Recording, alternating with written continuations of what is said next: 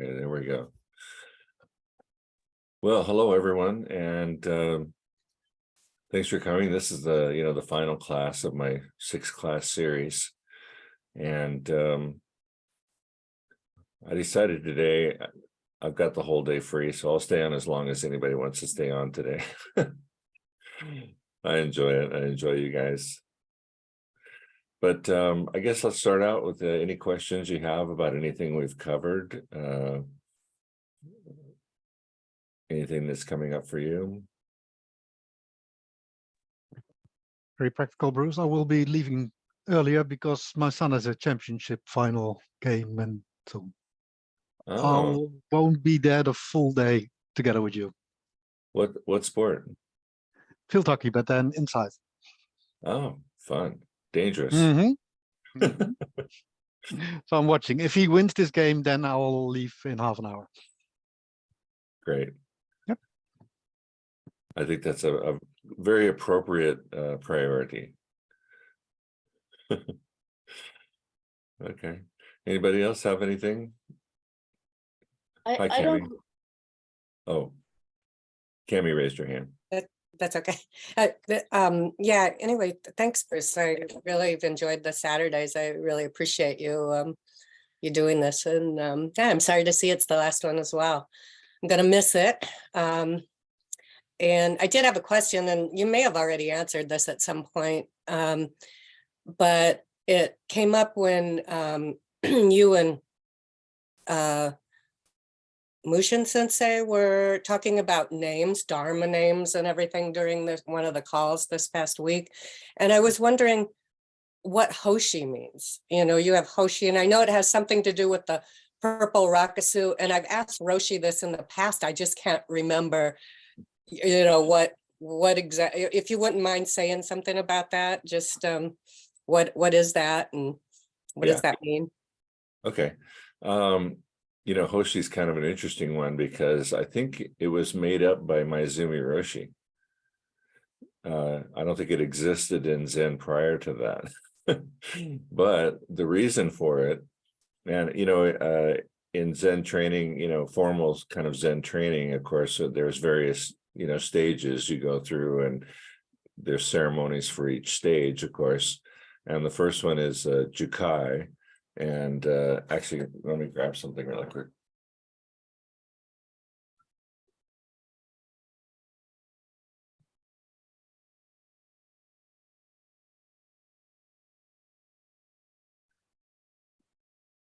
So this Rakusu, if you can see it, you know, is a Jukai Rakusu.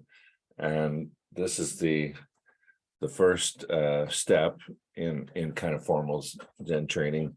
And it's where you receive the precepts and you take refuge in the Buddha, Dharma, and Sangha.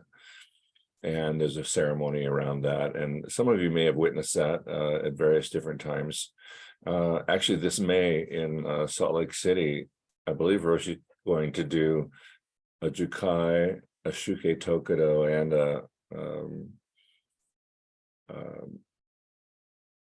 the sensei one. I can't remember the name for some reason. Shiho, thank you. Because that one directly relates to Hoshi. But so it's kind of like in karate, you know, where you get a brown belt. You know, this is my purple belt, right? And so the first one is Jukai. That's and you sew that rakusu yourself, and that's part of the deal with it. And Roshi writes a poem on the back and gives you a Dharma name, which mine was Hogen. And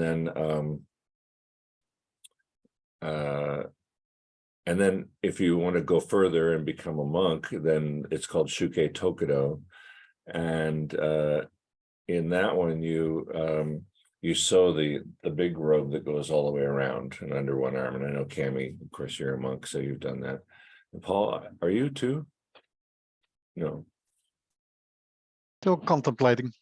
Still contemplating. I find it well, side story, but my uncles were really Catholic monks, and they gave up everything and they went to Kenya but they really left home and everything. And I'm still, do I really leave home, or is it just in the mind? And It's just in the mind.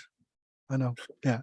But you But do so I live still in- have that association of leaving everything, give up all your money, and but I Yeah, also see how we're modernizing it. So that's my internal. I don't think actually, Paul, it doesn't really mean it means leaving home, but in a symbolic sense. Yeah. In other words, it doesn't mean that you have to actually leave your actual home and go wander the streets with a bowl begging for food and all that and give away all your money. But what you're leaving is maybe this sort of comfortable made up home in your mind, full of Mhm. ideas and concepts and notions about yourself and everybody else and about the world. And you're leaving those things behind. So you can stay in your house, but you will leave your home. Okay, so Shuke Yeah. Tokudo, you sew this great big robe, and all the Raksus and the Kesa, which is the big robe, you can see they're divided up into all these little rectangles and triangles and things, and it was originally meant to represent a rice field. Of course, in India and in China and Japan, rice is very important, and the rice fields have that kind of a pattern to them. And it was a way for people to sort of ground themselves, in the earth and in the sustenance that the universe offers us, and remembering that you never have to stop working. The three things you can't escape are pain, uncertainty, and constant work. So then it goes to Shiho, which is when you become a sensei. And at this point, you don't have to sew the robe, but you get this sort of golden or umber colored robe that you've probably seen the senseis wear. And you go through another whole ceremony, and you become a Dharma holder, in the lineage and all that. So Hoshi is just Shiho spelled backwards. And Maizumi Roshi made this up because back at Los Angeles Zen Center back in the 70s and 80s, they had literally hundreds of students there.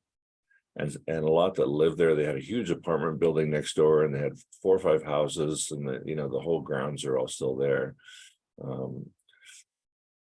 And there were so many people who had started kind of at the same time, but they weren't all progressing at the same rate. So Maizumi Roshi kind of made up the Hoshi to be an interim step between Shuke Tokudo or becoming a monk, and Shiho, which is becoming a Zen teacher, basically. So I'm in that zone in between. And one of these days maybe I'll have Shiho. We'll see. And then after that is Inka, which is when the teacher gives you your final seal of approval, kind of, and you can go your own way. Although your relationship with the teacher remains, forever, but those are kind of the 4 stages, you might say. Yeah. Any questions about any of that? Inka is then Roshi. Pardon Shio me? is Inka is then Roshi, and Shio is Sensei. Denkai, you said? So Alexandra, she just at Shio. She's now a Sensei. She's And the if you get sensei. Inka, then you become a Roshi. Is that correct? Correct, yeah. Yeah. And part of the Shiho ceremony, there's a couple other ceremonies that go with it, one called Denkai, and there's the Soto Zen school has all sorts of ceremonies for different types of empowerments during the Shiho process. Yeah. Madhushri? I was just, is there any responsibilities to each level?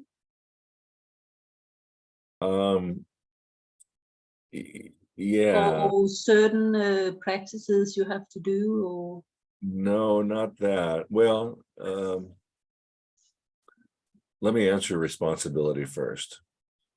When you do Jukai, the first one, your responsibility, you're making a vow to take your practice seriously. And you have taken refuge in the Buddha and Dharma and Sangha, and you make vows to. I could look them up and read them off to you. I should have them. no, it's just But yeah, it's really a responsibility to yourself. And the Shukkei Tokudo, I don't know if you can go up levels of responsibility after that, but it's just a renewal really of those vows and a renewal of your commitment. And then with Shiho, I guess, it becomes more and more of a responsibility to others. Because as Shiho or even Hoshi, at Hoshi, you start to be able to teach, which is why I can do these classes. And so now suddenly I have a responsibility to you guys and everyone else I meet to not be stingy with the Dharma, but also express it as clearly as I possibly can, given my own understanding. And so it's a bit of a training period, and I feel a great responsibility to do this as best I can. And then as Shiho, when you're a sensei, that's even more important, and on and on. So it becomes less about you and more about others over time. And ultimately, the Bodhisattva vows, it's kind of on a different thing because it's not formally part of our, graduation process, you might say, but the Bodhisattva has made a vow to not go into complete enlightenment until everyone else has gotten there before them, which is really an ultimate responsibility to others and a sacrifice of your own, right? And to be back in the world, in the muddy, dirty world, dealing with all the muddy, dirty stuff in the world, right? So it's beautiful, really, I think, the whole thing, and I take it seriously. Is it do you decide yourself, or is it Genpo Roshi who can see where you are at and see now you are ready for the next level? Or Yes. There's you have to request well, you request at Jukai, you go to the teacher and you say, I'd like to Soma Raksu and take refuge and all that. And I don't think that anyone has ever said no to anyone.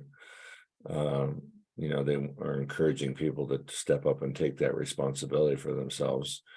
And for Shukkei Tokudo, it's the same thing, and by then you've probably been with that teacher for a few years anyway, maybe longer. And in the case of Roshi, he knows you, or and will say, he might say, well, you're not quite ready for it yet. I want you to go a little deeper or something. But it becomes a very personal relationship with the teacher. You've been in to see them. You've been doing koans. After Jukai, you start to do koans as well with Genpo Roshi anyway. Typically, sometimes before.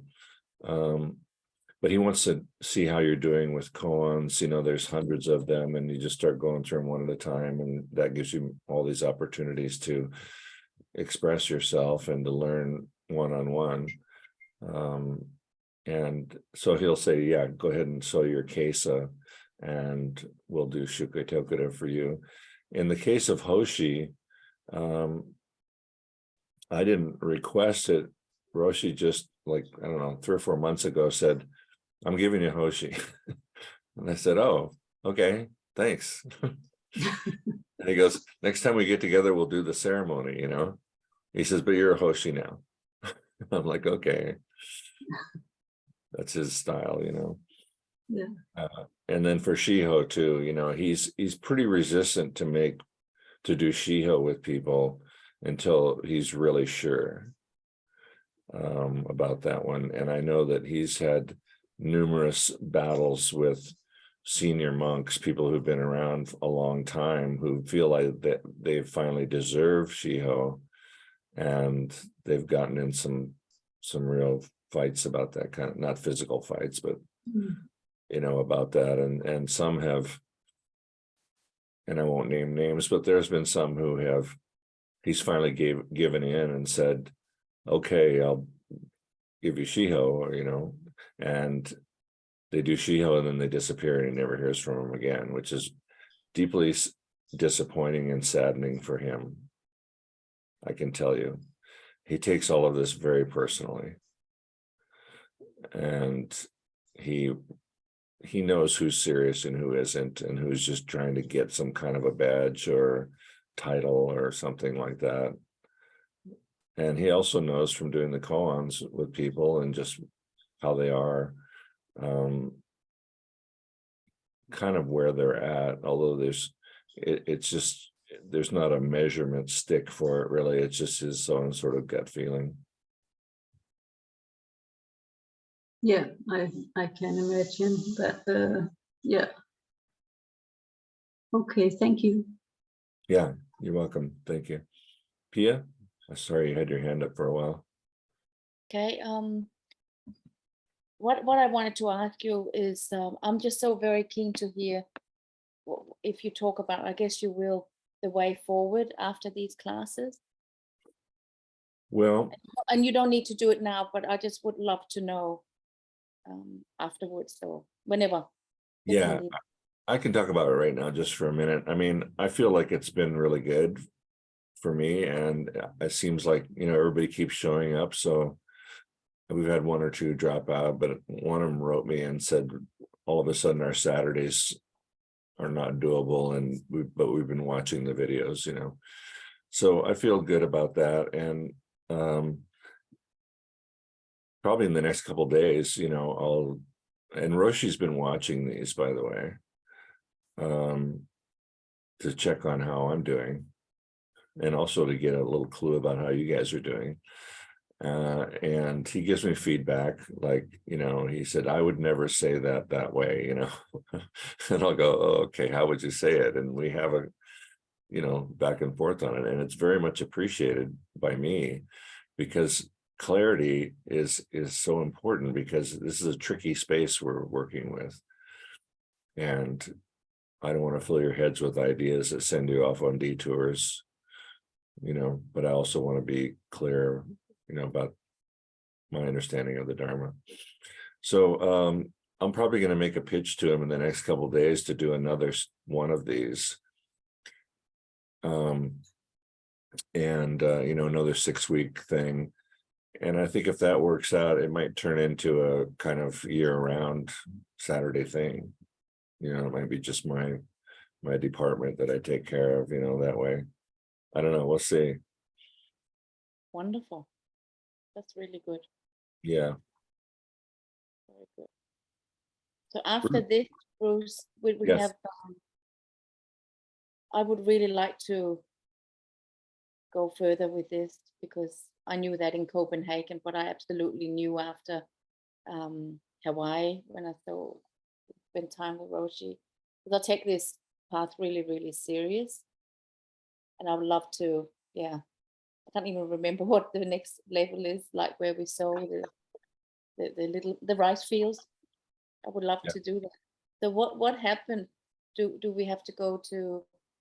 So I would just ask Roshi. Yeah, I would just, you know, send him a text or a note, or if you happen to catch him on the phone, or you know, just say that you'd like to receive Jukai, and he'll say, call Bruce and have him send you the instructions. It's all in a PDF.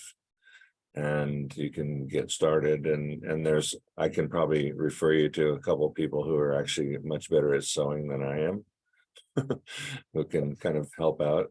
It's a bit of a job. It takes, it takes a while, and you have to get the right materials and things like that. But we have a pretty good instruction thing on that. And then, if you can get it done before May, you probably do it right then. I'm not going to May though. I'm not going Oh, to you're not coming America. to Salt Lake then? Okay. Yeah, this is one of the real difficulties of one of the beauties of Zoom is that we can be all over the world, but one of the unfortunate things about not getting together is we can't do these ceremonies together. I don't know that he even will or can do it over Zoom. Oh, I get that. It's a bit of a, well, there's a lot to the ceremony. And it's So also how- great to do it in front of all the witnesses and people. No, I totally get that. So how often are they done? Is it once a year or? He does them as needed, kind of. We don't have like a set time. Okay, I know that he told me that for the May retreat in Salt Lake that we're going to do several ceremonies. So I think he's going to try to catch up with a bunch of people in May. And then after that, I don't know exactly. okay. We're going to try to do more in-person stuff, though. I know that. Wonderful. Okay. Thank All you. right. Ruth, how are you doing? Hi, I've missed you. I've really enjoyed this program so much. I think it's been one of the best programs. I feel much more comfortable speaking in a small group, and I found it really clear and just kind of straight answers and straightforward. Law school is a process of sort of hiding the ball, and I know Zen has an aspect of hiding the ball because that's very Zen to hide the ball. And I appreciate that we can sort of drop that in here, at least when appropriate. And I've been traveling, and so I've missed your last two sessions, and so I owe myself to watch them on video. So I just want to thank you, and I hope we can continue this in some shape. Yeah, thank you, Ruth. Thank you. I'm going to try. I like doing a small group personally. I feel more engaged when I'm kind of just working with the people on my screen and there's not other pages of screens, off the side, but yeah. All right, well, is there anybody who has any questions about anything we've covered or anything that's come up for you? Any hurdles or any more questions like we've already had? Anybody else?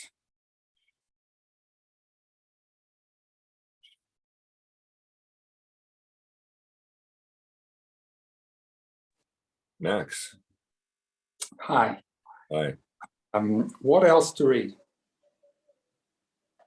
What? About Zen? What else to read about Zen? Oh, what else to read?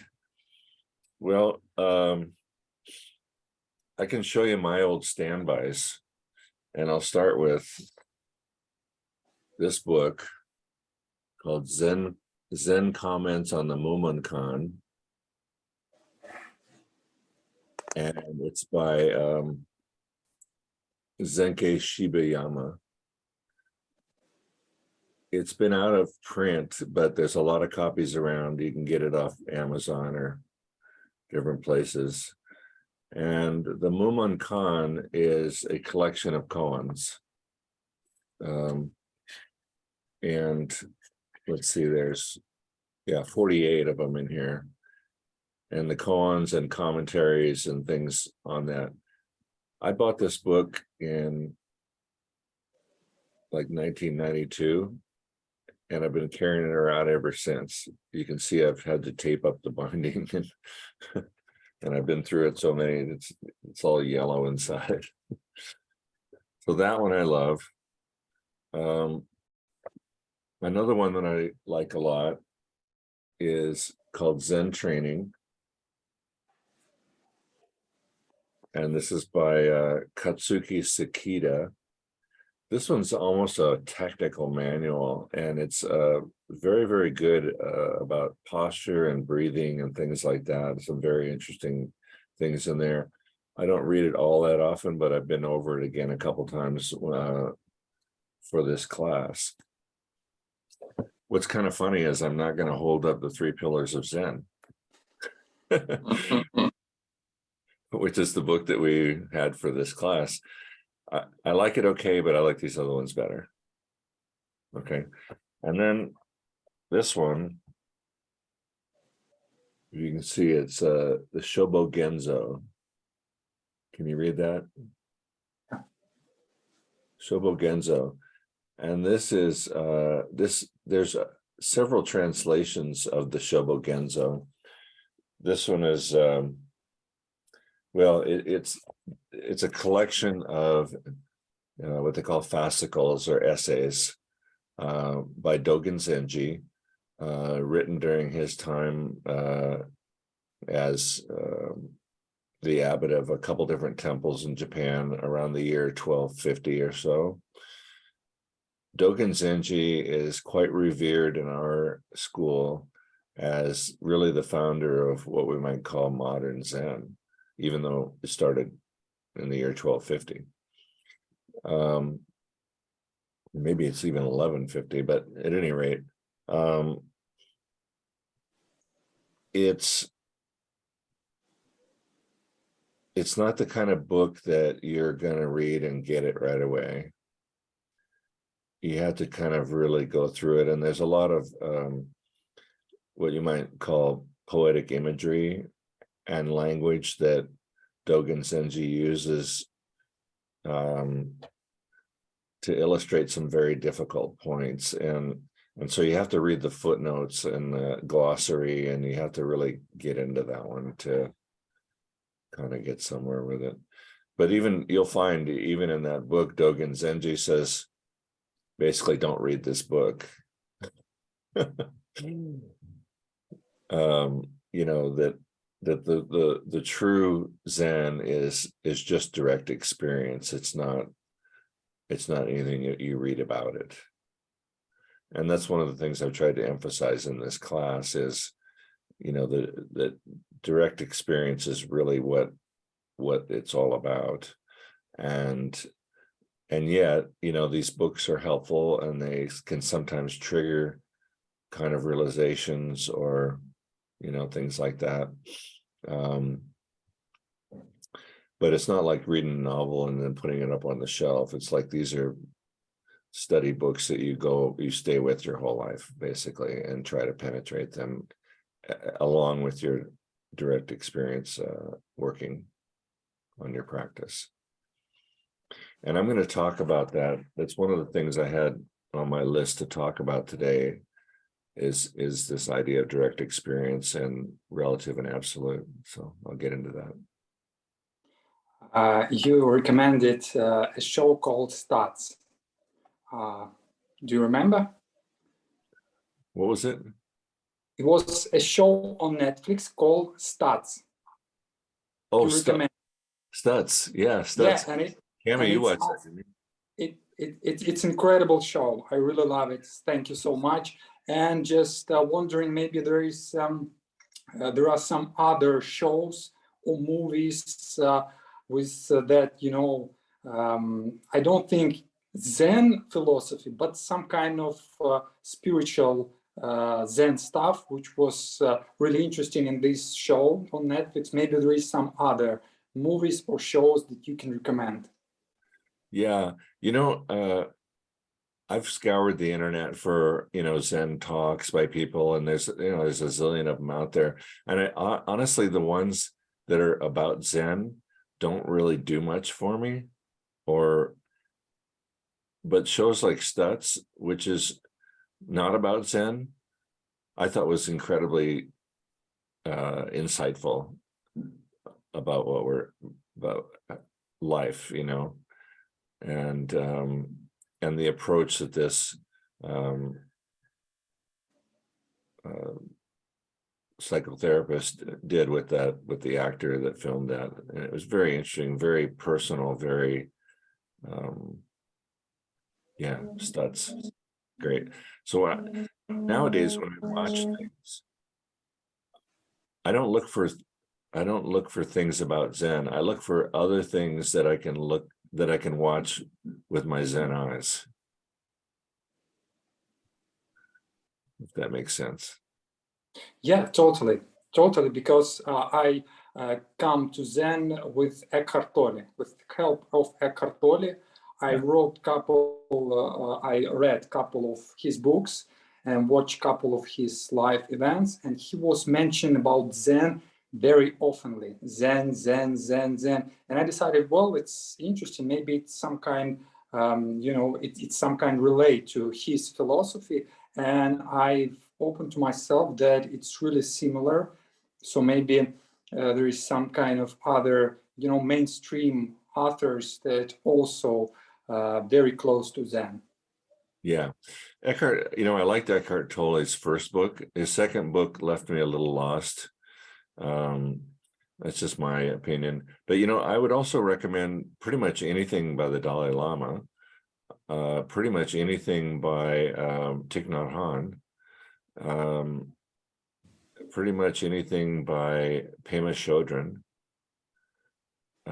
pretty much any of the books by Chogyam Trungpa Rinpoche. There's an excellent book called the Tibetan Book of Living and Dying by Sogyal Rinpoche. It's very good. If you want to, and the nice thing about reading books from both Tibetan and Zen and other traditions is it kind of broadens your perspective a little bit about all of it. And so Books by Genpo Roshi. oh Yeah. Let me not forget. Actually, I'll show you my favorite.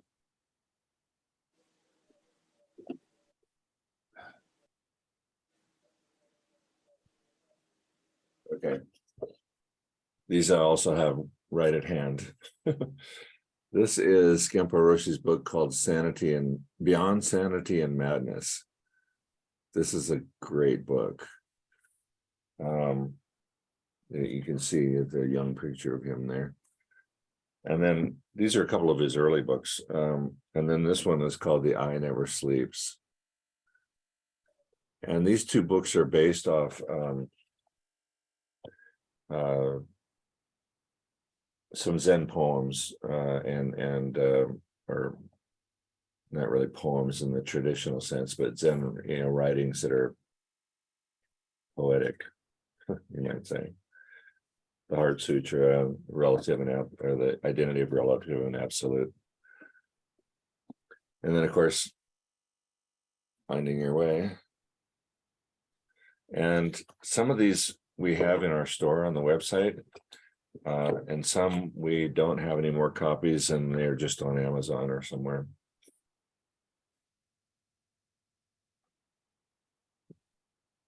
Okay, good, Max? Yeah, yes, thank you. Eli, how are you? Hi, Bruce. Hi, everybody. I'm well, thank you. How are you? Good, good. Great. So I just was just going to say that I would love to continue doing this. So yeah, if you can do anything about the Saturdays, that would be great. I also find it very valuable. Actually, identical as or the same as Ruth. I missed the last two sessions because of other obligations, but I'm going to watch them. So, but it's been very valuable. So that's first. Second, I just wanted to share my personal observation after reading part of the 3 Pillars of Zen, which you recommended, and I approached it in sort of very academic style, like underlining parts and highlighting it, etc. And then, like after I don't know 150 pages or so, I just sat down and I said, okay, what is the one thing I really take from this book or from what I've read? And the one message was really like, don't read anything about Zen, like just do it. And it really struck me. I was like, okay, is that all that I'm getting from this book, like all the stuff that it's in there, you know, it's just the one message is just sit and just do the sitting, etc. So I'm very much looking forward to what you're going to say next. And it was very interesting to listen to your answer to the question of Mark. So I might get these books and give it another try. But really, after the 3 Pillars of Zen, you know, I really spent time reading it, and now I can't really repeat anything from it. Like the one message that really stuck in my head was just this: it's all about doing. There's no way to really intellectual get to it and grasp it. It's like you just have to practice it. So just might as well stop reading. But anyway, just wanted to share that as observation. And great seeing you and great seeing everybody. Thank you. Yeah, great to see you too. I will say that I am so happy that that's the conclusion you came to, because that is exactly the conclusion that we should all come to. That, you know, we can read all these books, and it's not that it's bad. It's just that, you know, honestly, after a while, with these books, I just like go, you know, I'm just going to go sit, you know, and this kind of brings up what I was going to talk about today, which I'll get to in a little bit. But in that particular book, 3 Pillars of Zen, to me, the only part that I really kind of liked about it was the actual Yasutani's lectures, and the rest of it, whatever. But Yasutani is very clear in the way he expresses, you know, what he's trying to do in those lectures. And there was some good, valuable information there, but you're right. Bottom line is, don't read about it, you know, go sit and go live. Right. And so that's great. I'm glad that's really the point. And, you know, I mean, all I've been doing is talking for 6 weeks. So, you know, maybe we don't need to do any more of this. Maybe we should just get together and just sit together, you know, and maybe the next go around, we'll spend a little bit more time doing that. I think on the next go around, I will also probably bring more big mind work into the classes, because that is a very skillful means, and I've done a little here and there with us, but maybe a little bit more of that. Thanks, Eli. Pia. It's about what books to read as well. I talked to Roshi here the other day, and he recommended a couple of books. He said, first of all, read mine, and then he recommended a book as well, and I got it here, and I thought I might as well share this with everyone. It's called Each Moment in the Universe, and it's Zen and the Way of Being Time. So that was one book, and also he recommended Zen Mind, Beginner's Mind as well. Yeah, Zen Mind, Beginner's Mind is good also. Being Time, it's very interesting because in this Shobo Genzo that I was showing you a minute ago, one of Dogen's fascicles is called Being Time. And that's what that book is based on, is that one fascicle. Somebody elaborated. Yeah, that's all good stuff. Well, anyway, what else did you? And that's it. That was it? Okay. In his books, just now we talk about not reading. Well, you know, Roshi's, I mean, he's famous. He always says, oh, I'm not really a reader. But I can tell you that in our, well, it's all in a big storage locker right now, but we have like 7 bookshelves, you know, 6-foot tall bookshelves packed with the books that he's read. Wow. Okay. And so don't let him fool you. I don't think he does anymore, but he certainly did. And you know, it gave him a tremendous amount of kind of teaching material in a way. You know, I think his insights have come from his sitting, obviously, and his focused and concentrated work over 50 years. And this is what you'll find out, you know, we talked about Hoshi and Shiho and, you know, starting to teach, is that you can't it's hard to teach without some kind of background that way, so that you can say, oh, you know, somebody asks a question, you say, well, like I do sometimes, well, there's a colon about that, and we can talk about the colon, and, or, you know, I've read this there, read this there. And so that's part of the responsibility to others, is to have enough sort of background that way. But, you know, if you don't have the personal direct experience, then even if you've read all the books, it's going to feel a little dry, I think.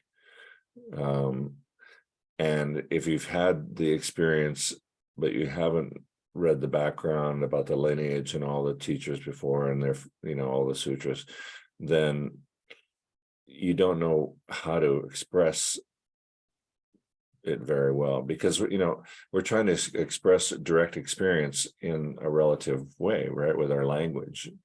And this is the jump that has to occur. So yeah.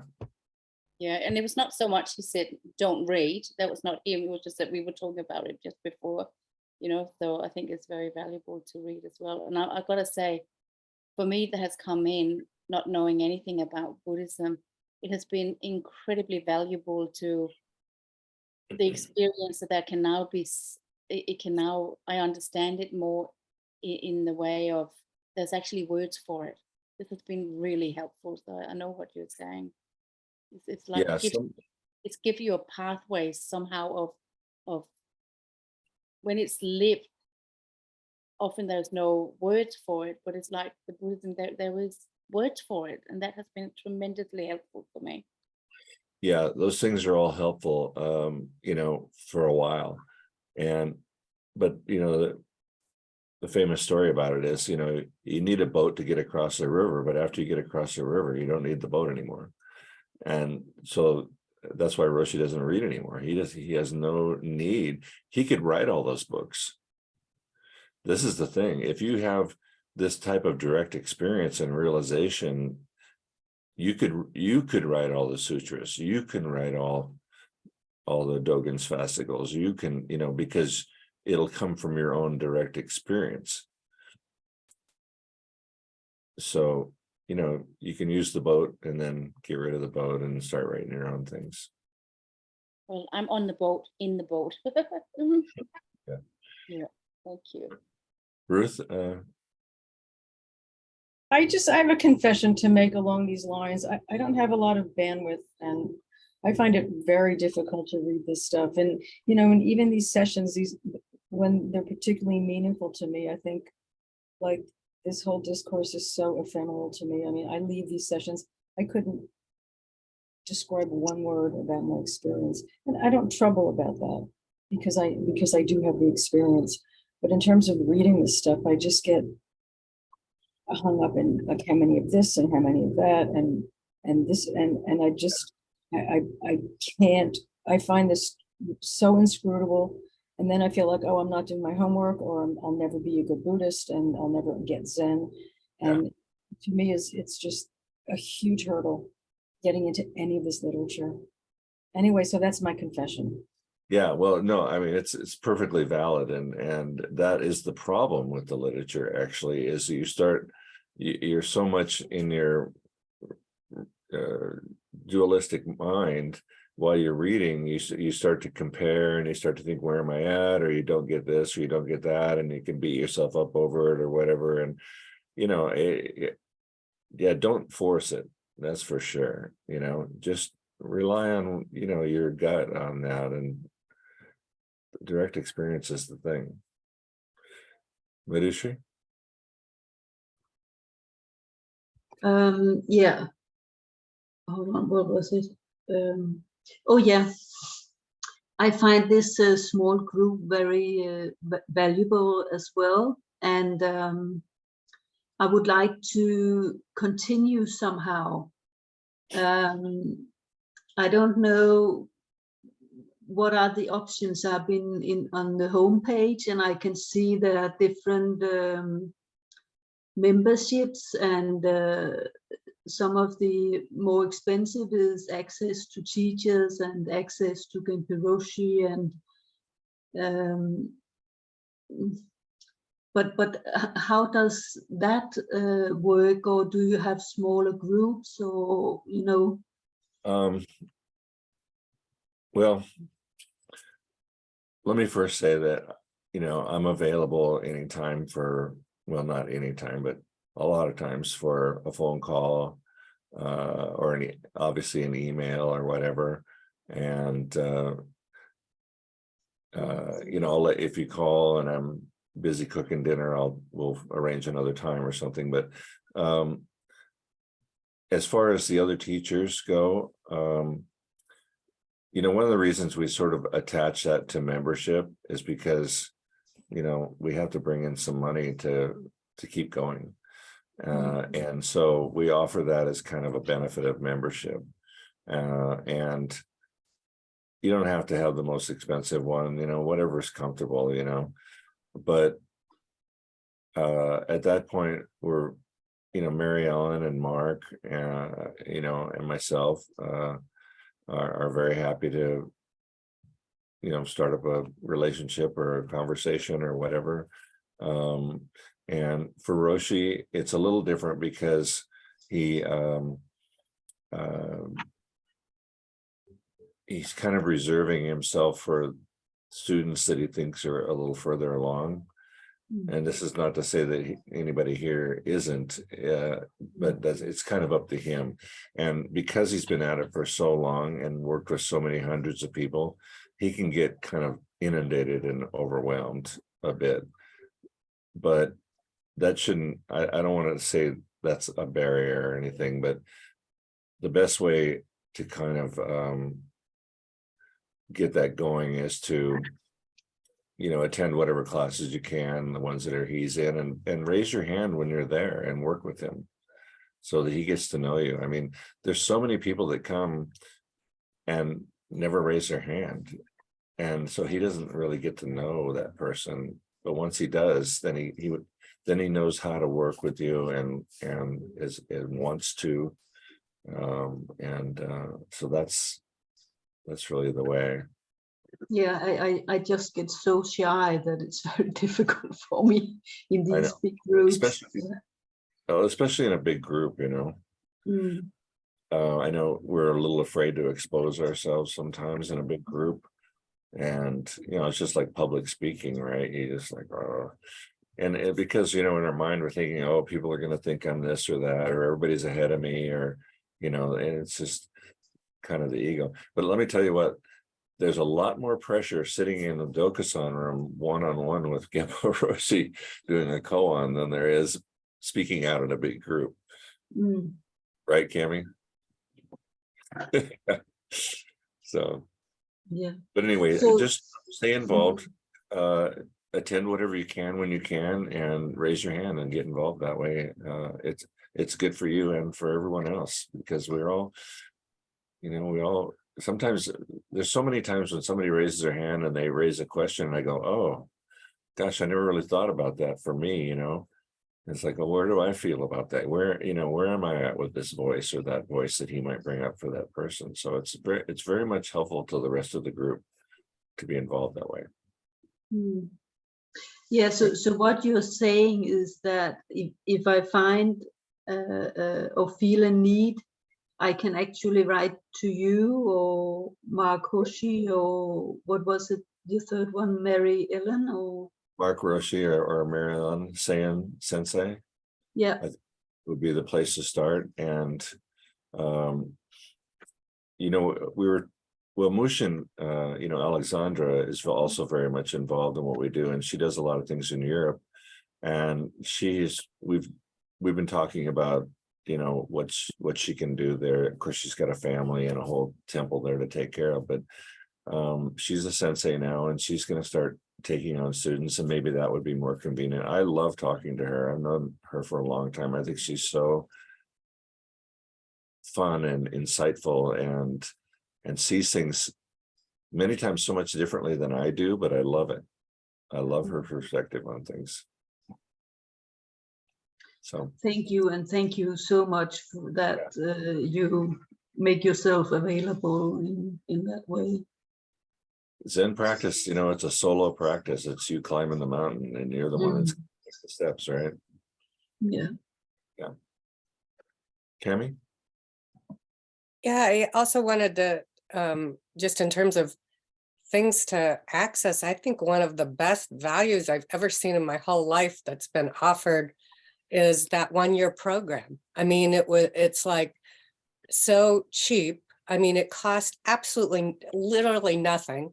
Yeah. And you get 3 workshops with Gempo Roshi, and then every single week you have access to all the different teachers. It's just, I think it's incredible. I mean, you know, and if you feel intimidated by one teacher, there's maybe another one that you feel less intimidated and you can get your feet wet asking questions, you know, and I just can't believe how much access to all the teachers there is through that. And for, like I said, for nothing. And I don't know if it's going to continue on that inexpensive, like in the future, Bruce, or what's even happening with it next year, but it's been there's incomparable value, just ridiculous.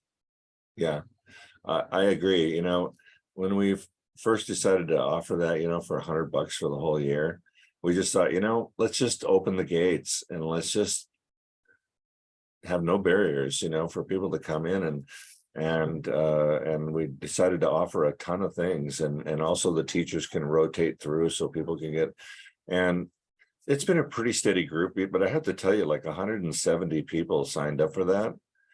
But it's basically about 40 people that have stuck with it, which is interesting because, and we have to think, oh, what did we do wrong? How did we turn these people off? Was the group too big? You know, did people feel lost, or were they shy to raise their hand? You know, so we sort of self-critique our programs all the time, and but it did tell us something about how we can serve the people who are really interested.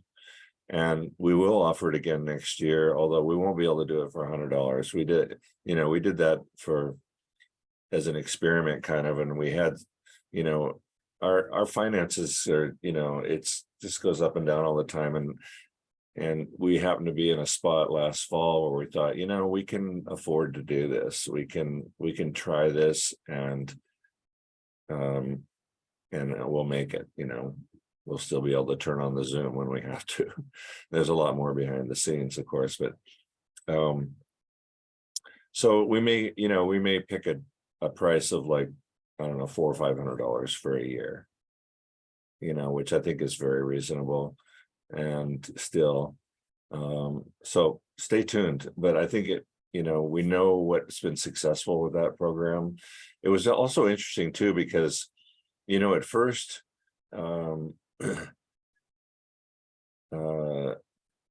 Mark and Mary Ellen and I and Mushin, we were all like, well, wait a minute, Hiroshi's the guy, you know, how can we do these classes? You know, how can we, you know, I'm not qualified, or people only want to come and see him, or I'm not qualified to, you know, do every third Tuesday or whatever. And Hiroshi just said, why the hell did I make you senseis, you know, if you're not going to step up and teach? So the shyness works both ways. And so for myself and Mark and Mary Ellen and Mushin too, I think it's been like he had to kind of push us a little bit, and it's been really good for all of us because we've learned how to kind of teach and work with people. So it's been good both ways. So we're definitely going to keep it going.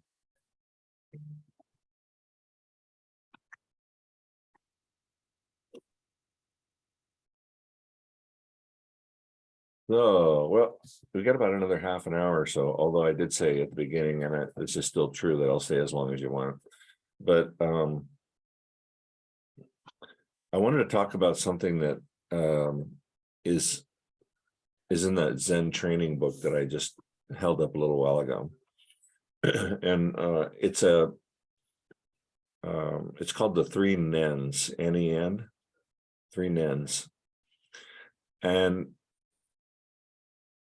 in that book by Sakita, and I've seen it in other places in the literature, including in Dogen, but nen means moment. Okay.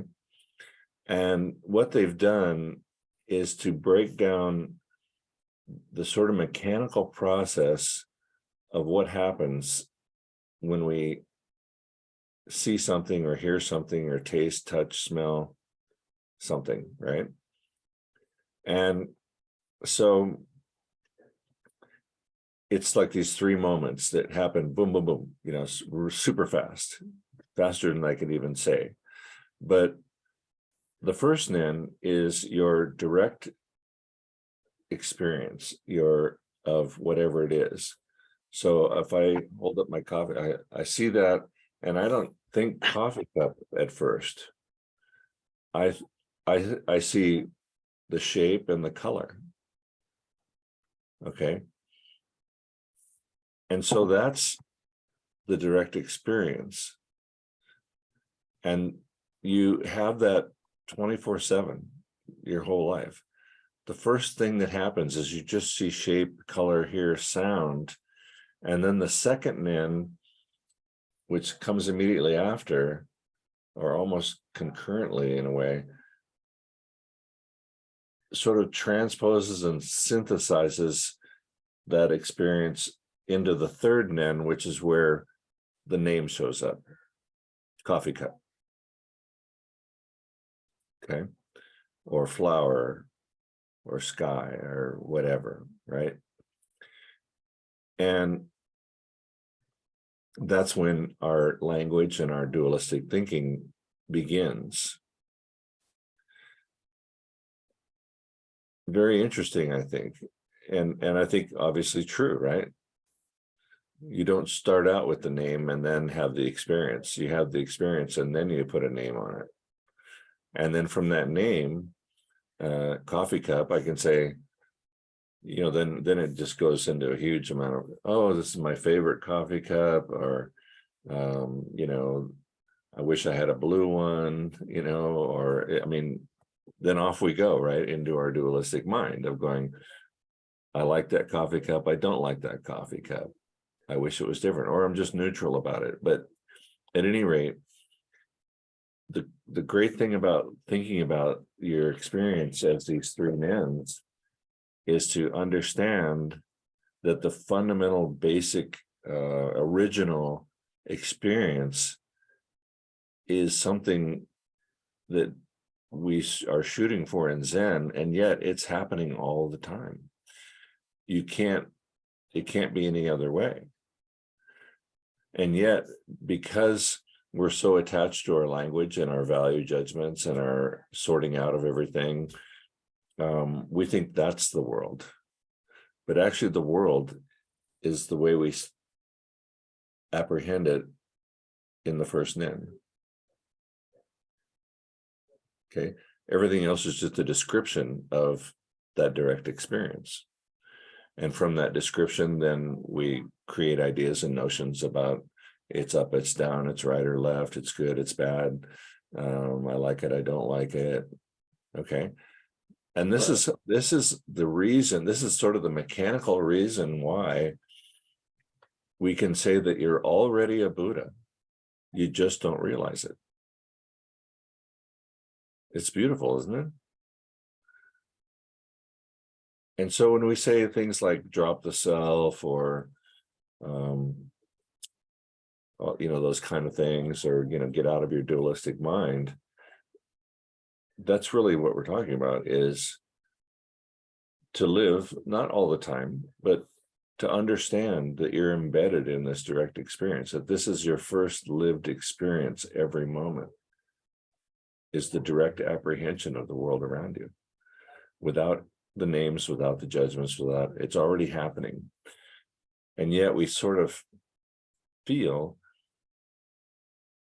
that we're living after that, because that's the part that, you know, we're all surviving, and, you know, we have to make decisions. And I'm not saying, and nowhere in Zen does it say that the dualistic, or that this third nen kind of thinking is wrong or bad. It is also part of the totality. Okay. it's also included in the cosmos, which we're also embedded in. You know, we are it. We've come. It's created us. We are of the cosmos. It is of us. You know, and so all this thinking, all the dualistic thinking, is just, you know, what humans do. All right. So how can you more and more sort of recognize or realize that your direct experience is already happening? And can you bring your, whatever you are, your awareness or yourself, or can you bring yourself to that by dropping what happens in the third nan and afterwards? Okay.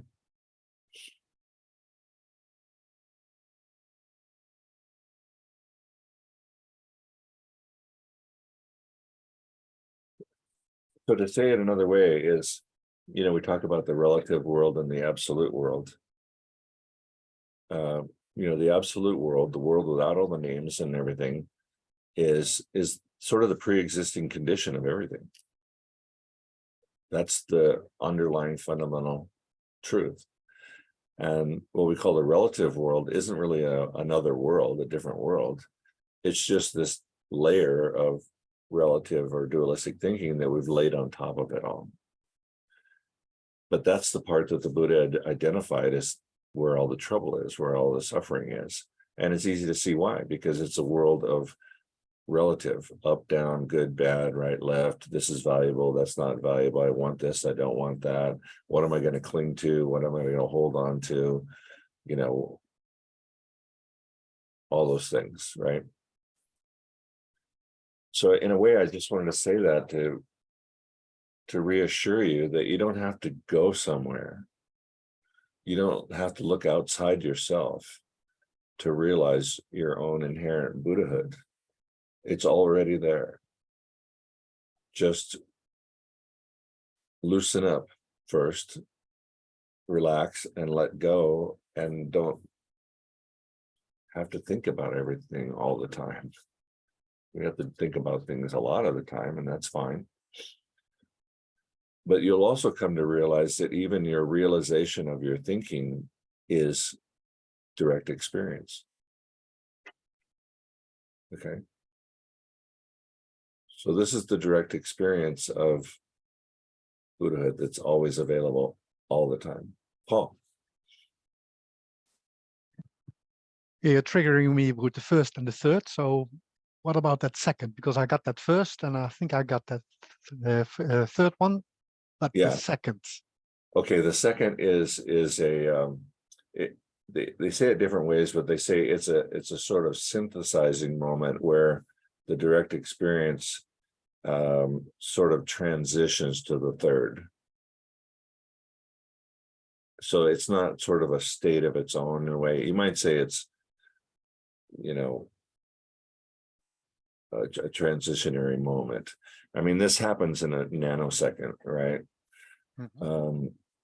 But I don't know, I've never really tried to pick it apart quite that much, because to me the first and the third are the ones that make. Okay, I got that Yeah. message. So if you say about the relative, well, the first nan is about the absolute, the direct experience, the preconditioned worlds. Yeah, I mean, And not preconditioned, but pre-existing. I mean, that's the way, that's the sort of fundamental truth of the cosmos, is that it's an absolute or non-dual entity, or whatever you want to call it. Nothing in the universe has names and judgments attached to it inherently. This is something that only, well, as far as we know, only humans do. Okay, and we're the ones that are suffering, and this is why we're suffering. And it's not because we want to only stay in the first nan or in the absolute, because that comes with its own problems. But if we ignore it, it's to our own peril. if we don't grasp that as the fundamental underlying reality, then we get lost in the relative, and it's full of problems. It's also full of all kinds of, good things as well, but it's everything's about good and bad, or whether it's valuable to me or not, or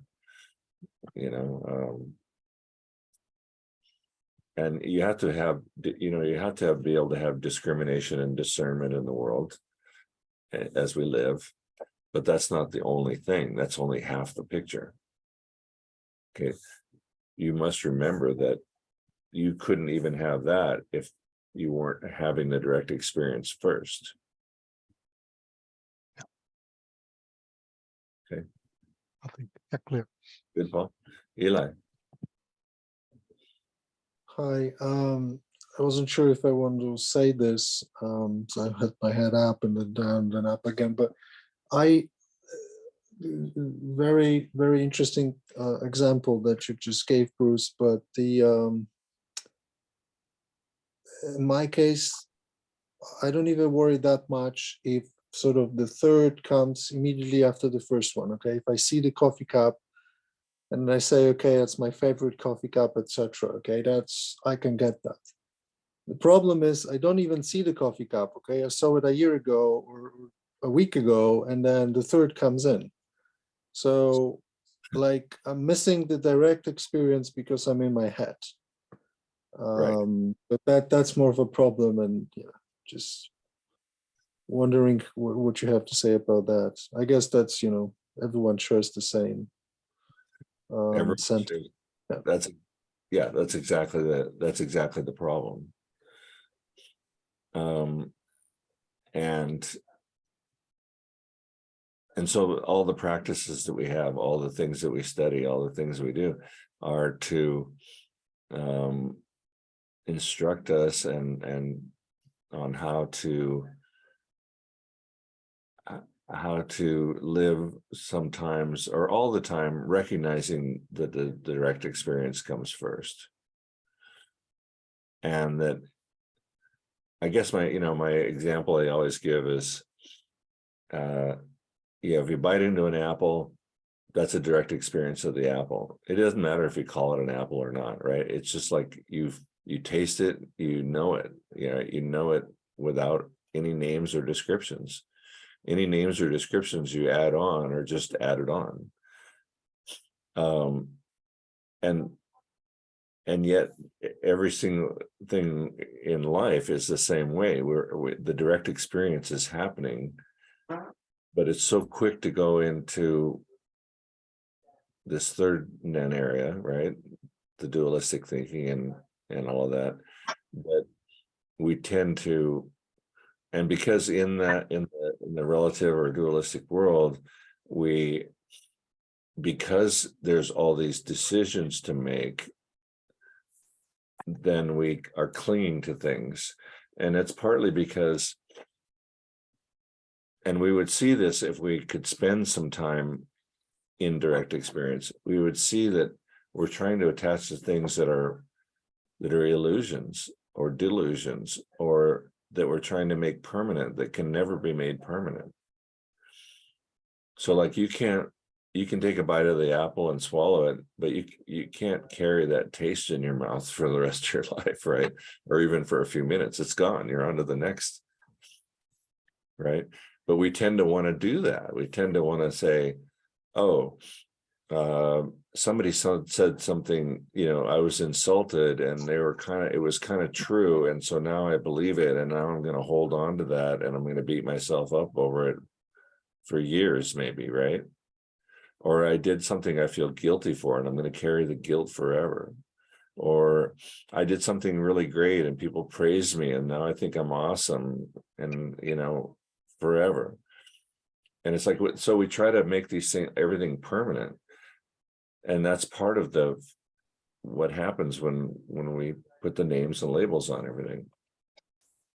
So this is the what they call samsara, the world of suffering, the world of dualism. And sometimes it's, I think it's overemphasized that it's suffering in a way, or it's not understood that obviously there's joy, right? But is it a true joy, right? Like if I have a big ego about how cool I am, that gives me a kind of joy, but it's a false delusional joy, right? And it also sets me up for a fall. They say pride goes before a fall, right?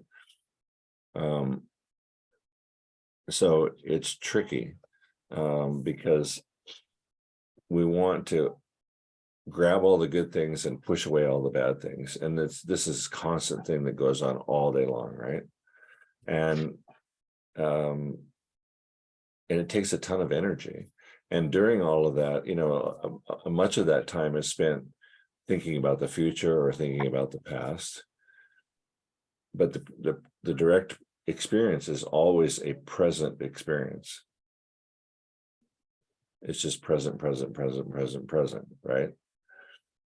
But as soon as you start putting names and judgments and things on it, then all of a sudden all these things out of the past or worries about the future all get involved with that as well. And you're out of the moment, you're out of the present moment. So in a way, the only present moment is the direct experience. Does that kind of answer your question? Yes, it does. Thank you. Very Yeah. helpful.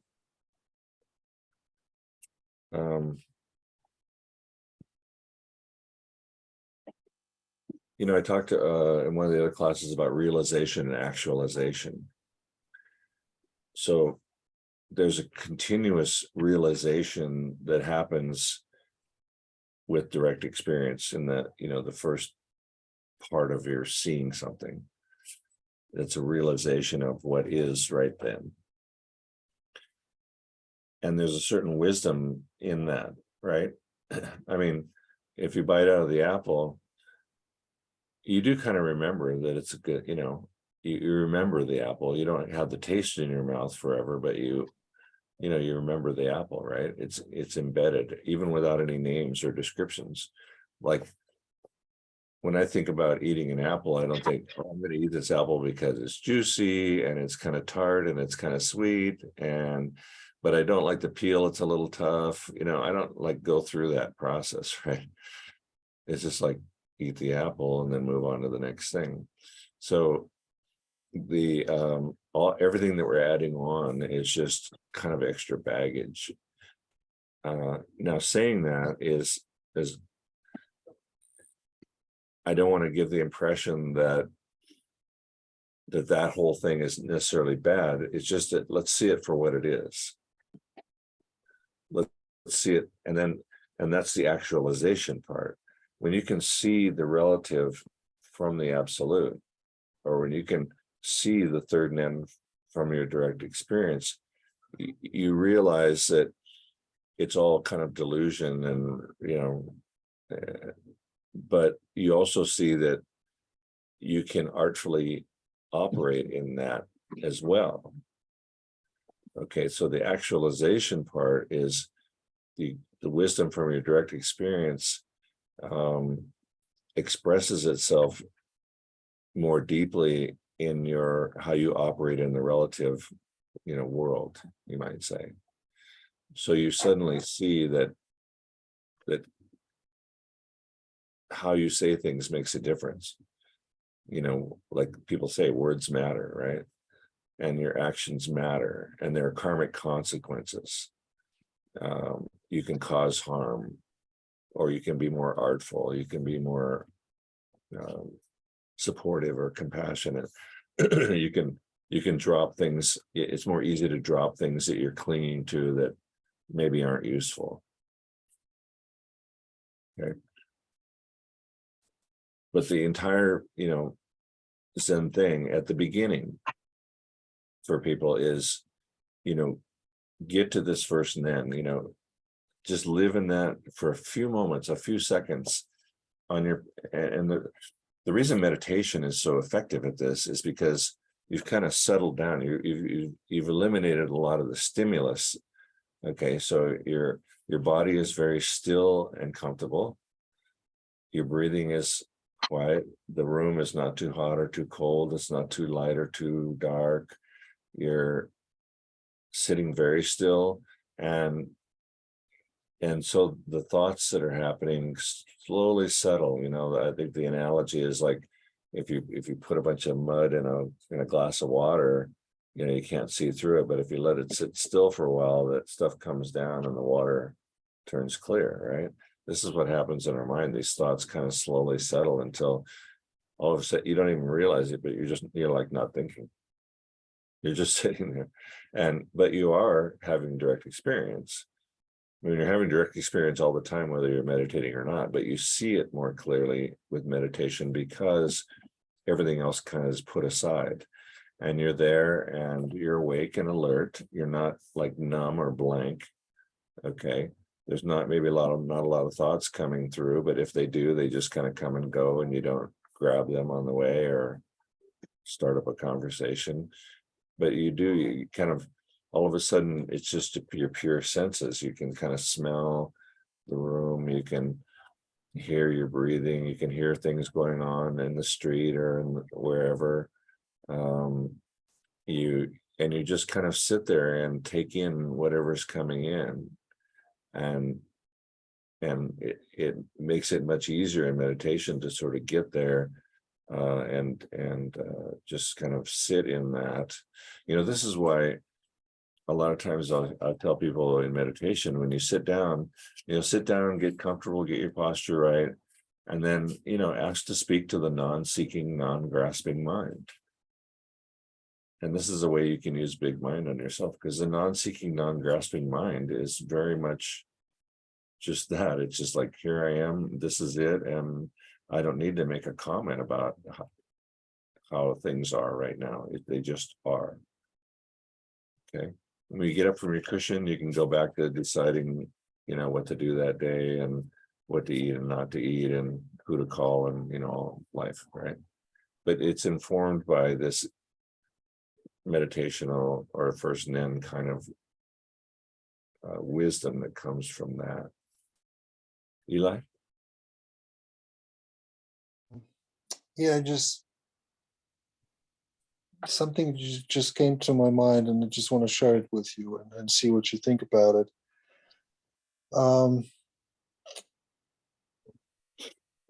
The difference between the direct experience and being in your head, it really becomes visible to me whenever I learn a new sport. I always go through a phase when I just start doing it, and then I usually go to YouTube and just see a bunch of videos, and then when you actually, the next session, when you're actually out trying to do it, you just realize that you could have spent your whole life watching the YouTube, okay, like virtually like 20 years, and you would have like zero experience of what it actually feels like doing the thing.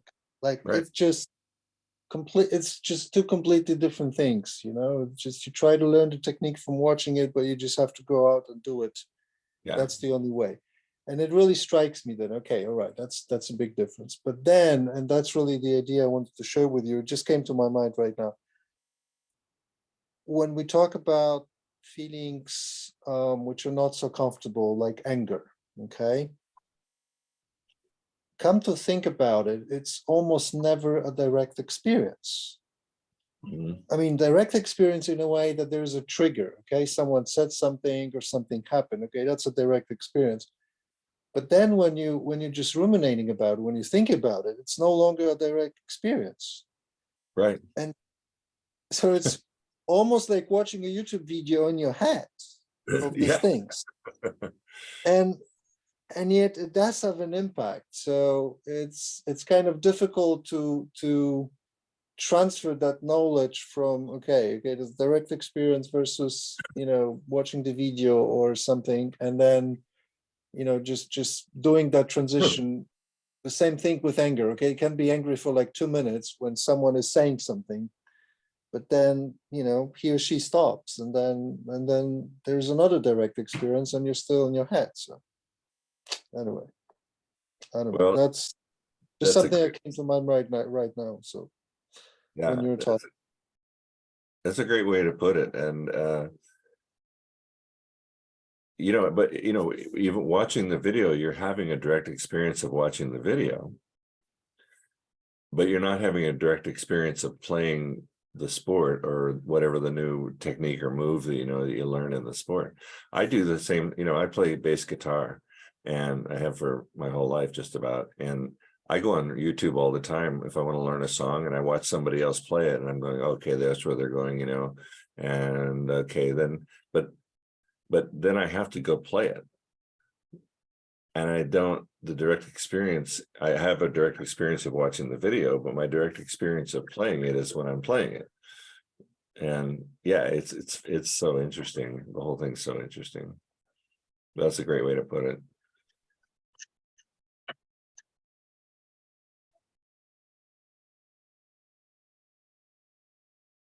The main thing is just to know that it's your direct experience is the first thing that happens to you every moment. It's kind of beautiful. Without that, we wouldn't be able to say you're already Buddha. You haven't realized it. It's this beautiful thing that we're just in this infinite cosmos and we don't need to figure it out. We just need to live it, you know, and appreciate it and try not to sort of in a way defile it by making up stories about everything. Ruth? Just gonna say, sometimes it just feels like, I mean, to be in that direct experience from like nanosecond to nanosecond is just, it's such a sensory overload. I mean, I can understand not wanting to experience that. It's just, and maybe not in a bad way. It's just, the intensity is overwhelming sometimes, at least for me. Yeah, you know, you don't have to put forth effort. I mean, it's happening all the time, whether you are noticing it or not. I think for me, the sensory overload is the rest of it. When I'm trying to sort it out and figure it all out and classify everything and grab things and push away things, to just be there, you're not like constant, you're not thinking, okay, what am I hearing? What am I seeing? What am I, you know, you're not, that's not it. You're just not, you know, thinking about it. You know, you can handle it, believe me, you know, you're already handling it. It's not more, unless, I mean, unless what you're doing is somehow with your dualistic mind, just shutting everything down to protect yourself. That might be something, you know, because, you know, if you're just trying to insulate yourself from direct experience, you know, that's something to think about and maybe work on. I guess it just feels like being raw all the time. So, Yeah.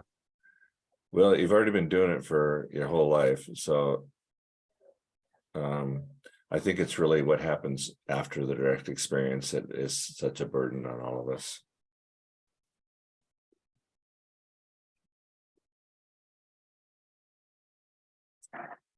Yeah. Did you say Pia? Yes. I think it's so right with what you're saying, this thing about, you know, when when we feel very raw, and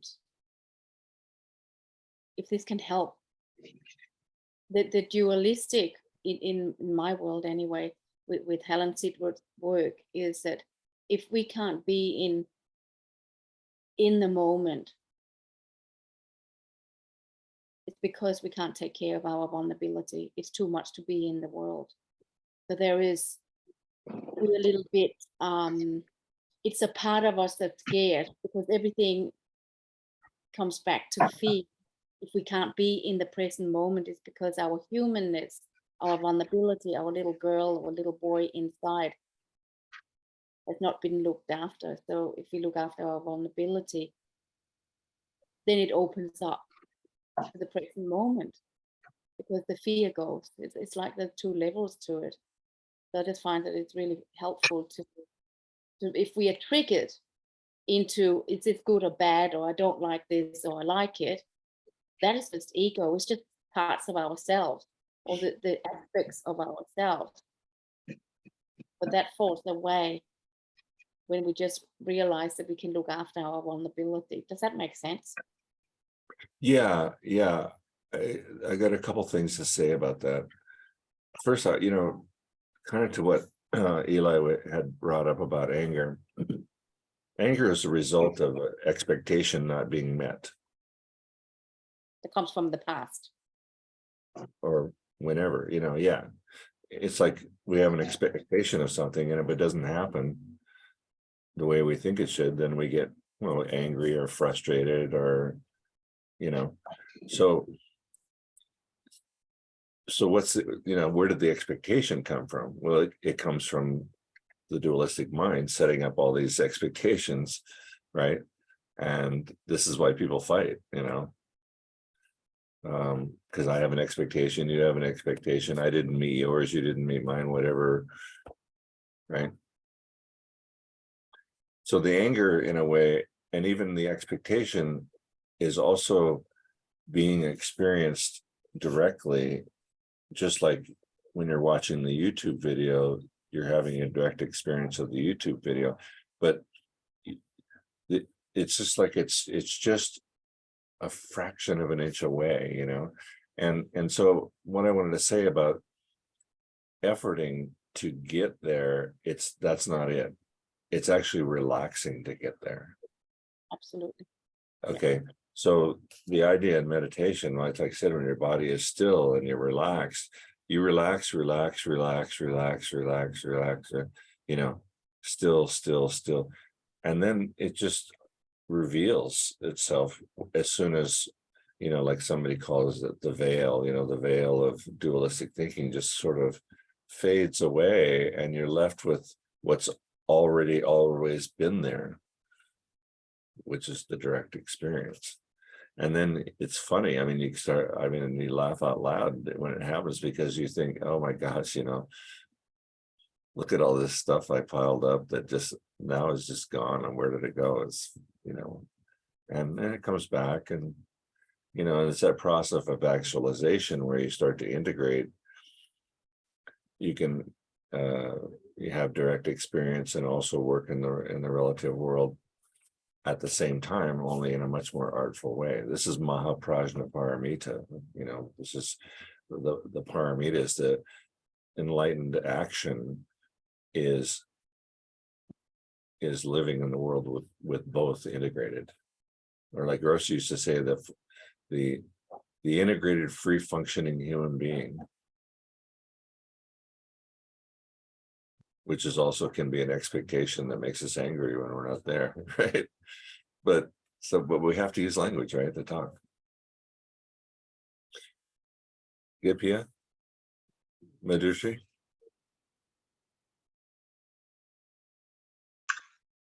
It is a little different. Is it okay to talk about something?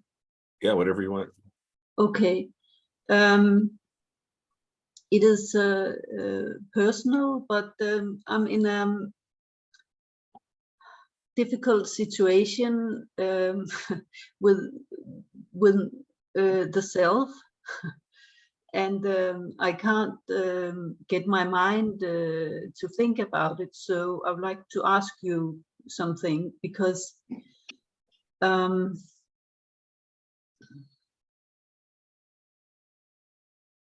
sorry, I'm a bit nervous. I have this feeling that myself is feeling like a failure, because it can't, it's not very successful during my life in getting what I want, and not getting what I don't want. And it's and it feels like the self is so sad, and because it feels like it's it's its role to protect me and get me, but I don't know, is that the role of the self, or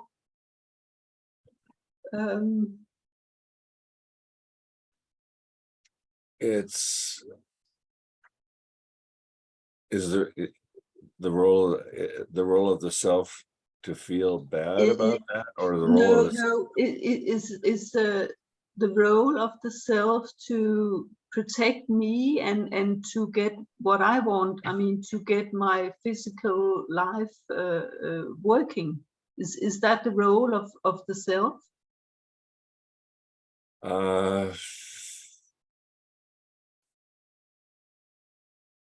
Because what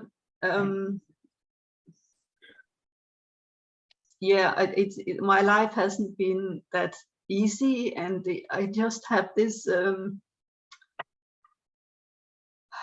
I just feel the self feels such a huge burden in actually carrying my life and not being very, it doesn't feel very successful actually.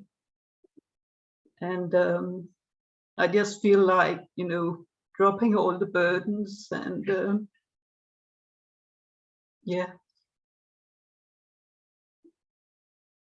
so I don't really know what's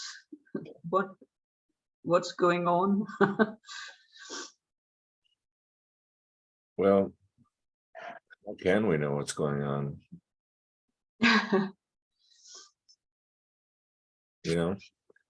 We can't.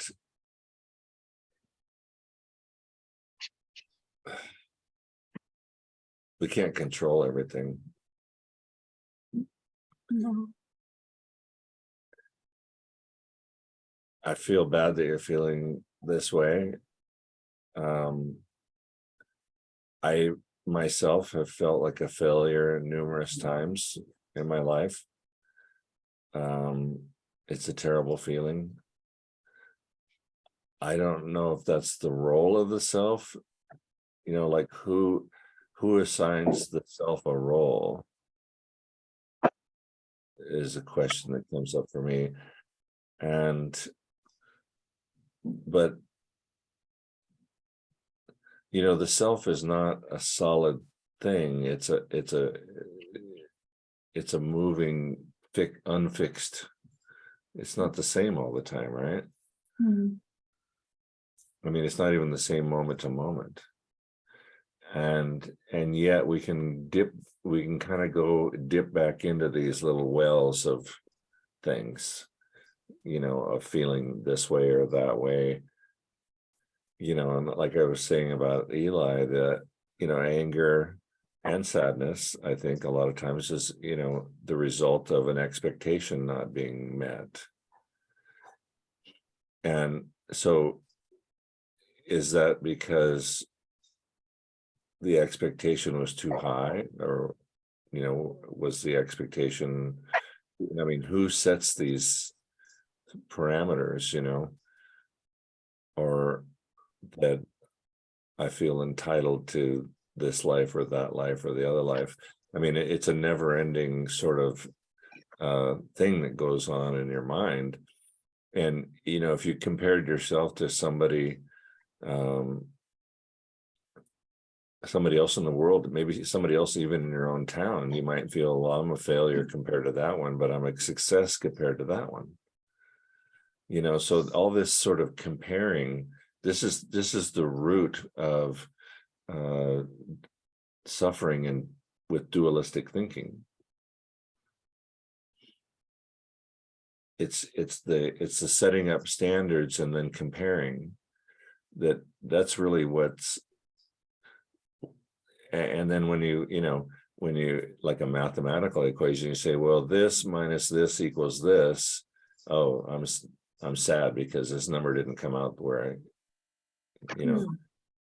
and yet if you just throw away the equation entirely, then what is there to be sad about?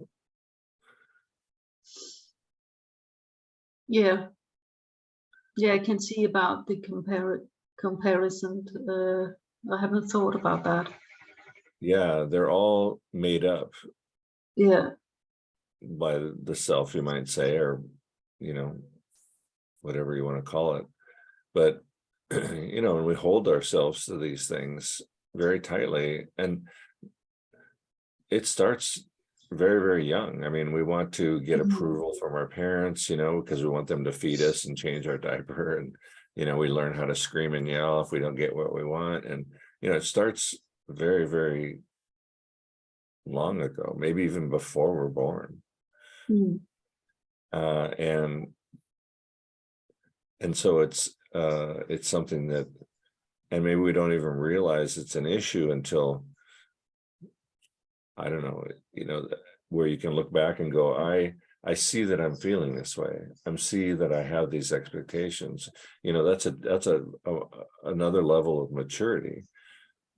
You know, I mean, I went through some rough times in my 20s and stuff, and 30s. I mean, my whole life I've had rough times here and there, right? But, you know, but I was so unaware of how things worked that I just was totally at the mercy of it, of my set of delusions about who I was and what I was entitled to and what my expectations were for others and myself. And, you know, the classic thing is, you know, I don't know if they do this in Europe, but in America, you know, you go back to your high school 10-year reunion or your 20-year reunion, you know, of your classmates, and they all come into the same old gym and everybody's comparing each other to see who's made it, you know, who still looks beautiful, who's fat, who's not, who's, you know, and you know, who has money and who doesn't have money, but they're trying to show that they do, and, you know, blah, blah, blah, blah, blah. I mean, it's a never-ending tangle of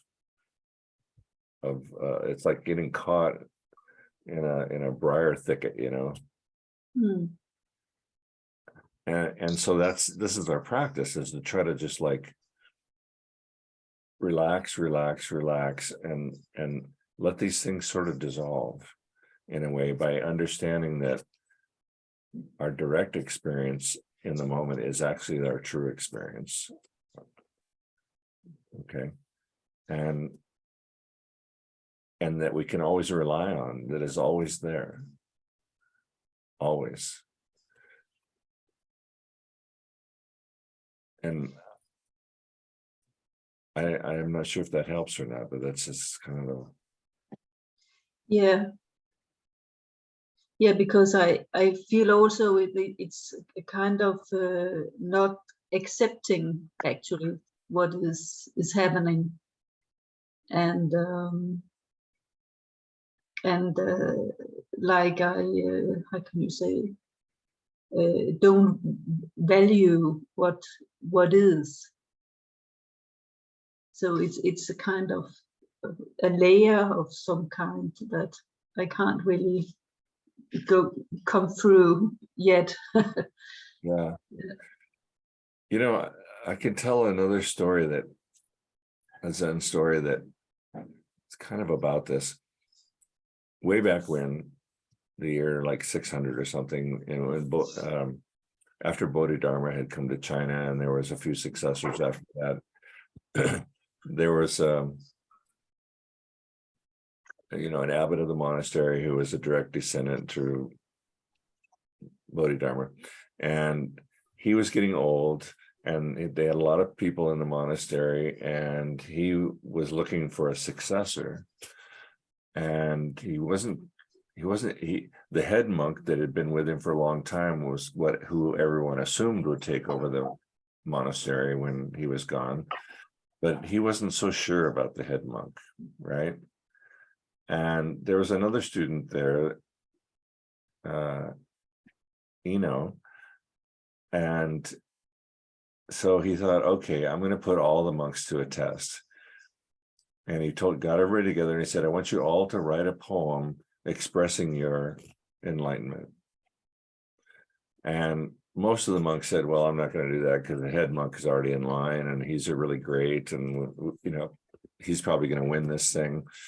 And a few did, but mainly the head monk wrote that the body is like a Bodhi tree. The mind is like a mirror on a stand. And we must diligently wipe the dust from the mirror all the time, right? And then this young man who had been working, crushing rice in the kitchen, read it, and he wrote, there's no Bodhi tree, there's no mirror and stand. If everything is void, where can the dust alight? So this is maybe a little heady, but our approach many times is to be constantly wiping the mirror and keeping the dust off. You know, this veil that's between us, right? And we try to, and in life, it's kind of things like trying to be a good person all the time, and you know, trying to get rid of our delusions and efforting to kind of stay clear, right? And that is part of our practice, you know, to self-examine and to clean things up. But the reason the head monk didn't get the job and the young guy did, who said, where can the dust alight, is because the true realization of impermanence and interdependence and emptiness, all these things, is that there's actually no fixed permanent self. So where could these problems be? There's no mirror, there's no, we can't, how can we wipe away something that actually isn't there? And it points directly towards the nature of human thought and delusion, that we can make stuff up out of nowhere and it feels good or it feels horrible, but it actually in a way doesn't exist, because when you're not thinking about it, it's gone. Where'd it go? Like nobody can be angry 24/7, right? Same level. Nobody can be sad nobody can be happy 24/7. The world is too liquid. Everything is so liquid. And it's almost hilarious that we will cling to our views and expectations and our self-critiques and our judging and, you know, all these kind of things. It's kind of crazy because it's like trying to grab water. Really, there's actually no substance there. It only exists in your mind while you're thinking about it. It doesn't exist. What I'm thinking doesn't exist in any of your minds. You know, even the way I'm speaking and the things I'm saying, you're going to take in and get in your own way, right? So this is why in our Zen practice, we always want to kind of come back to direct experience and not get knocked around by everything that comes after that. Now, that being said,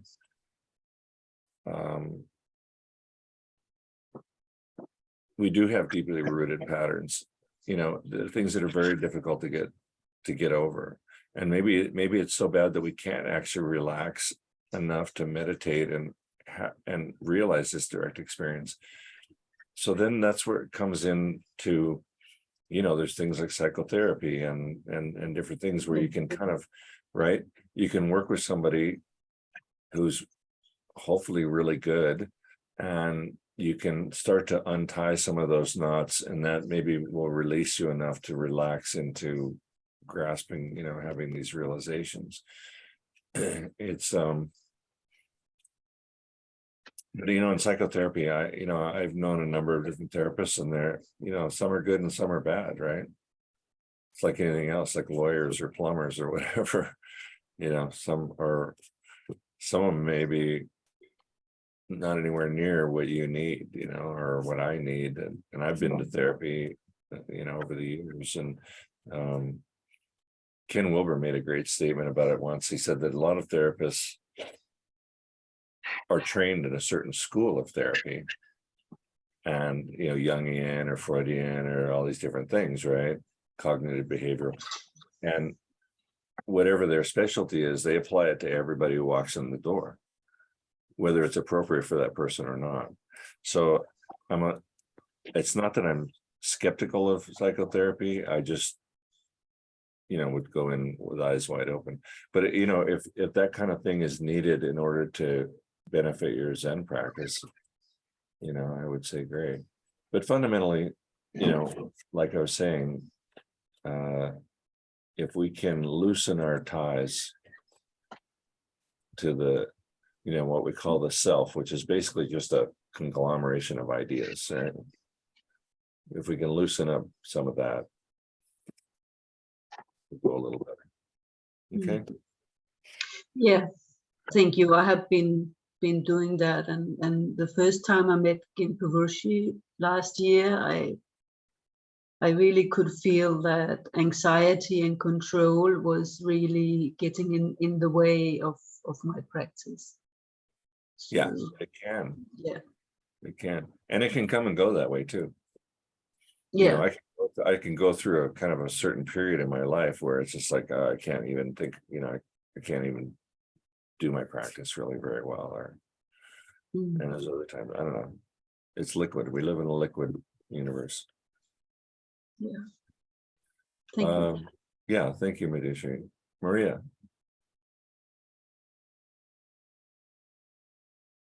Where is Maria? There she is. You're muted if you're trying to speak. Okay, now? Yeah. Okay. Yeah, hi Bruce, hi everyone. I felt this way, like that, not being successful and being a failure many times in my life, until I met Genpo Roshi. And now I think I'm really extremely successful, and just I'm really amazed how good my karma is, having such a great world best teacher and such a great sangha. And I wanted also to thank you, Bruce, for this very personal and very warm sharing Dharma. Thank you very much. Thank you. Thank you for coming. Thank you. We all owe Genpo Roshi a debt of gratitude, and not just us, but thousands of people that he's worked with over the years and all his successors. And it's really amazing what he's done.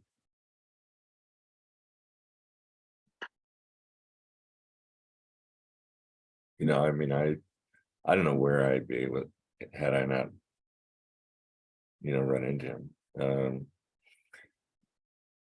I was seeking for something, and I was just lucky enough to happen to land in Salt Lake City one time and walked in there. It was so funny too, because I remember the very first time I showed up, we had these two houses side by side, old Victorian kind of big brick 3-story houses, and one was the Zendo and a couple apartments in the basement, and the other house was where the kitchens and a lot of the monks lived. And he lived there at the time with Stephanie. And I kind of come up, it's like really nervous, knock on the door. And I can't remember, one of the people came out and I said, hi, I just want to check out, what you guys do here. And he goes, oh, just a second, let me get Roshi, They run up the stairs and Roshi sticks his head around, looks down, and he's got no shirt on. He's just wearing a pair of jeans, and he's got his t-shirt in his hand. And he goes, oh, yeah, just get out of the shower. I'll be, come on. And he comes running down the stairs. He goes, how you doing? Who are you? And I went, who asked me, who am I, right off the bat like that, And it was, of course, this is a thing that, he was testing already, right? To see if I was going to say whatever I was going to say, kind of get a feel like it. Because, one of the questions we ask ourselves in meditation is, who am I? Who am I? What am I? Who am I? And of course, and I said, well, I'm Bruce from Seattle, and I just, anyway, it's very warm at the time, and he goes, well, yeah, the schedule's over on the door next door. He said, go up and meditate if you want, whatever, we got classes, check it out, and if you have questions, get back to me. And I was like, okay. And then he put his t-shirt on and walked away, and at the time he was like really bodybuilding, and I was kind of intimidating, he's a big strong dude, and I was in great shape at the time myself, but still I was like, wow, this guy's like a football player or something. But yeah, so then I thought, well, this is interesting. And then I came that night, they happened to have a thing that night, and I saw the whole place was filled with monks with their robes on, and then there was me like in my business person clothes, and I came upstairs, and I'm like, they're like, oh, take your shoes off, and I'm like, oh yeah, right, my shoes over here, okay, come upstairs, sit over there. It was very stern and strict, and very Japanese monkey style. I don't know if that's the right word, but and so I felt really intimidated by the whole thing, but I also thought to myself, this is the real deal. Nobody would do this like this and have everybody all in their robes if there wasn't something real going on. So, it's funny how it works. But then he gave a talk, we sat for a long time, my knees were killing me. And then he finally gave a talk, and he was just as warm and open as he was meeting me on the stairs. And I thought, gosh, everybody in this room is so serious and dark and somber, except for him. It's weird. I don't know. It's relating my whole experiences, but anyway, Pia, did you have your hand up still? Yeah, I did. It's just for Madhu, the Genpo Roshi, he talks a lot about voice dialogue as well. I think that could maybe, because that's what Big Mind was all focused on, maybe get Helen Sidgwick's book as well about embracing the self. It just talks about different parts of us, because it's just a part of us that feels the anger. There's another part of us that feels, a failure, but it's just parts. It's not who we are. So maybe that book could be really helpful for you. Yeah. I know that. It's just that part that had come up so strongly and painful. So yeah, I'm dealing with it. Yeah. Thank you.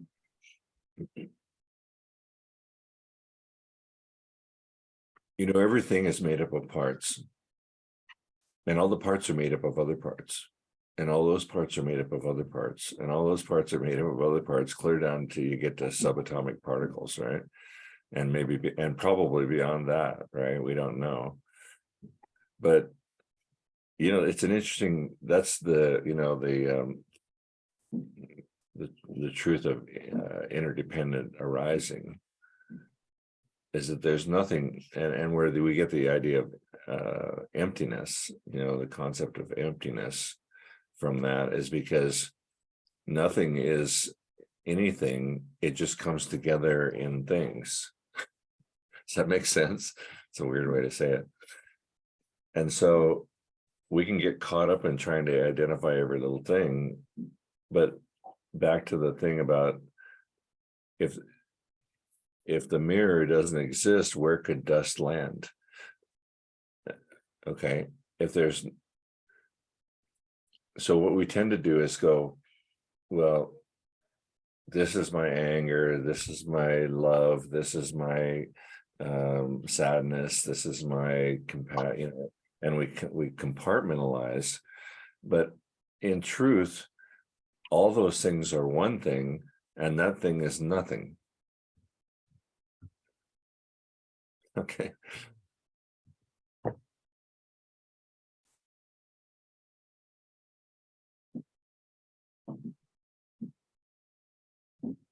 It's crazy. This is a crazy practice.